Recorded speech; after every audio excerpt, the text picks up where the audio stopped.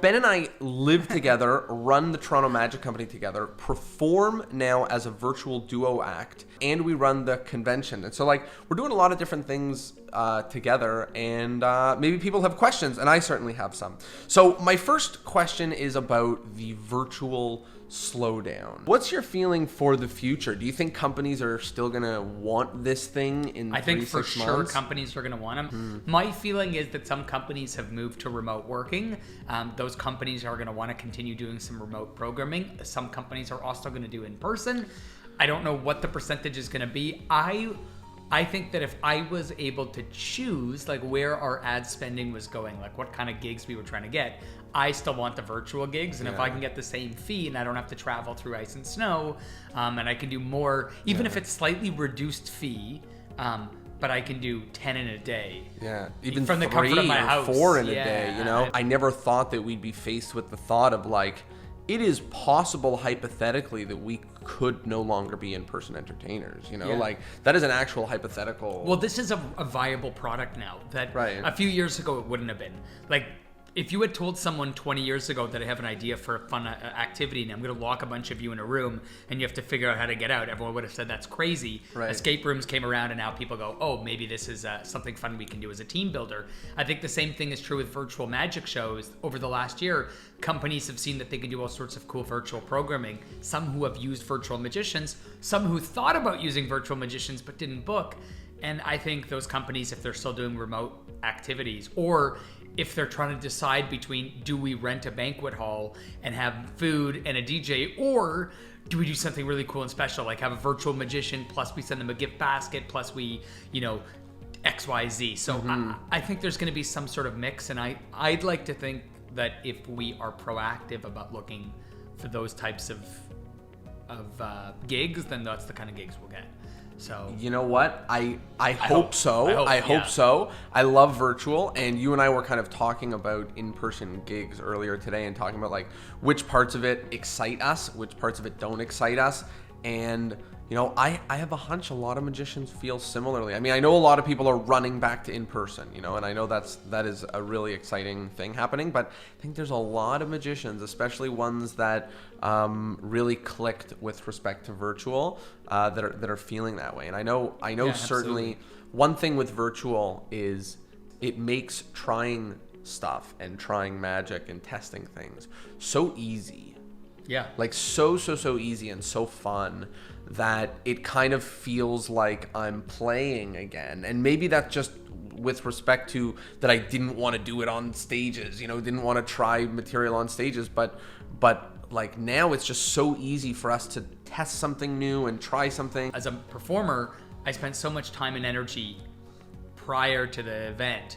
And then I also, like, it was hard for me to give it my all during the show. And I feel like virtually I'm not nervous during the show because I don't have to worry. I'm in my house, and now it's like everything I have, 100% of my energy goes into it. So it's fun. I'm excited to do stuff. Yeah. Do you feel that if we hold on to virtual, there's a chance that we'll miss the boat of the roaring 20s? You know, like that we'll miss like if we are the people who yell and scream about virtual for the next 3 years, will we be missing the most booming era of in-person entertainment? I think that we want to do both. I agree, but I'm just wondering, like in general, you know, we can only spend so much time and be in so many places. So it's just always something to consider. Like, is there about to be an equivalent boom of everyone? I think we know that there's an advantage to running ads against each other, and I think we can offer different products is one of the things we're talking about now as a company, and we can look at the trends. So like I think about putting on ticketed shows, and I think about how many of our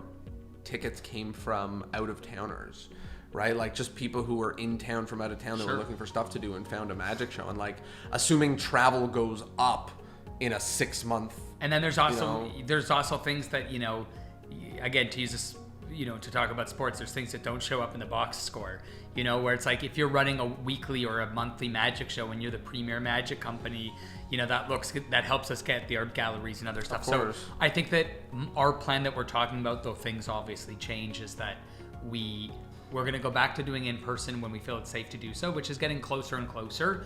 We want to do the kind of in-person shows that we want to do. If we come back, do we want to do weekly? Do we want to do monthly? Do we want to do XYZ? And I think we know we love virtual. We know we're going to hang on to it until the numbers say give it up. Yeah, and then if somebody wants us for a private event, they can bring us for a private event. I would love to do in-person magic at a private event, but it would be for the person who wants us because they saw us virtually and wants to bring us out, or they came to one of our shows and likes something. Those are for me. Those are my favorite things. Right, those of all the types of gigs I do, events I produce and virtual events are way higher on the list than gigging. And I know other people feel differently. They love meeting people and connecting with them. We've been talking about that other people feel differently, and I certainly felt differently at different parts of my life. I know you felt that way, and maybe it's time to shift some of the ways that we do things. Rather than return to normal, we return to better than normal. We return to something that's better suited for us and also our community. I'm excited for the next stuff, but I do love virtual. We're still doing shows, but it's just less than it usually is, and we can feel it. And it's just bringing up conversations about what types of gigs we want to do in the future and how we think about things coming back. And on that note, something else to talk about is people have worked from home. For magicians, it's only kind of changed, because we did used to spend most of our time sitting at our computer, working, planning, making stuff happen at our computer, but then we just didn't get to go out and do the events and do the things that all also happened behind our computer. So I just asked, is there something that you learned this year? Was there a take home this year that you learned from working from home? On a personal level, there's a lot I've learned about myself and about what I'm looking for moving forward. There were visions about things I wanted for my life that now that I've been in a lockdown, I see aren't as important.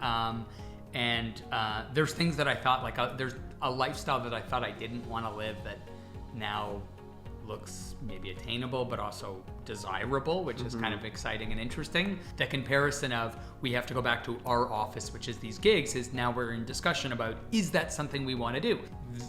There's all these things that this year opened up because I was forced to do it, that now I'm like, I didn't know that was an option, and now I believe it is. I think certainly what you just said about project was such a big take home for me, which is I love doing stuff and making stuff, I love making things. I feel like I played both in person, but I feel like I have a little bit more time to do it now, because gigging took up so much time, and even putting on an in-person event took so much more of our time. We talked about this morning about what we wanted the future of our lives, our business to look like, and I was saying that I was scared about certain things because that's not the way that my business has run in the past. And then you pointed out that, in this past year, our business has run very different than ever before. And it's wow, it's true. Sometimes you got to take that leap so that you can do something bigger and more exciting. If someone is going to give me X high hundred number of dollars to do card tricks, how on earth do you turn that down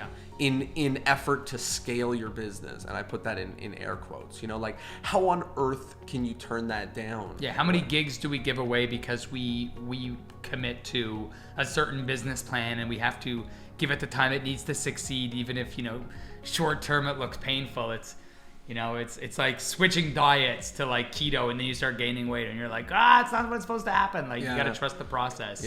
So certainly that has been super interesting just over the past year. There's another thing that it's a weird one.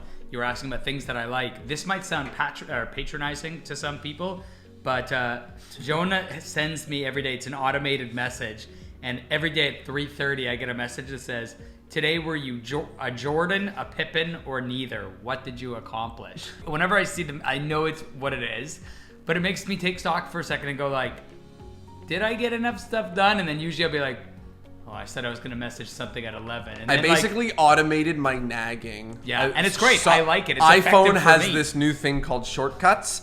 And I just told it to send a text message to Ben every day, and I just picked 3:30 because that was the day that I was fed up, and did it, and it ended up being pretty effective. And it's an effective message for me because it does make me go I wrote it in your terms. Do I want to be Pippin today, or do I want to be Jordan? They're both good. You want to be both. But you want to be one of them at least. Yeah, you got to be at least one of them. One of them at least. If you made it all the way through and you enjoyed listening to us, then you are someone that we want to connect with. On Instagram, on email, anywhere. Reply to anything that you see about this episode. And I'm not making any promises, but I can tell you that like people get on our lineups, they win prizes, stuff happens because like we all connect. So if you're digging what we're doing, if you like listening to us ramble and share some of our thoughts, that's it. Ben, anything else to tell the world? Anything else you want to tell anyone? Anything else you want to tell me? No, just that I love doing this. I love the opportunity to share with people, and I think we were able to do more creative projects for magicians.